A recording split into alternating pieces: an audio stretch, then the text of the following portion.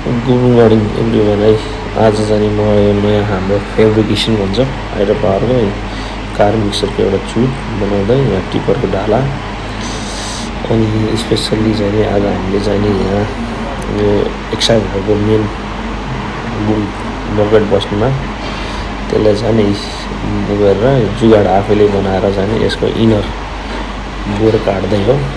Lathe मेसिनमा राख्न सकिन्न, यसलाई चाहिँ हामीले अरू नै मेथडबाट आफ्नै जुगाड मेथडबाट यसरी बिस्तारै बिस्तारै बिस्तारै बिस्तारै त्यो इनर बुस लाग्ने भाग खाएको हुनाले चाहिँ वेल्डिङ गरेर चाहिँ यसको इनर बुस गर्ने भाग काट्दैछौँ यसरी बिस्तारै टुल्स। यो भने चाहिँ हामीले आफैले बनाएको लेथ मेसिन जस्तो क्या डाई गर्ने त्यही हो आजको यस्तो गर्ने काम।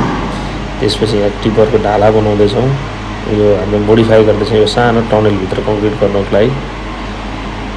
यही छ हाम्रो यो सबै हामीहरू यो हाइड्रो पावरको हाम्रो यो फेब्रिकेसन वर्कसप हो।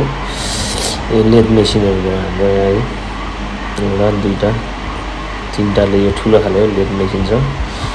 यहीँबाट हाम्रो साइड पनि देखिन्छ मजाले साइडबाट हेर्नु हाम्रो काम गर्ने त्यही हो, काम गर्ने ठाउँ अन्त पनि काम भइरहेको छ।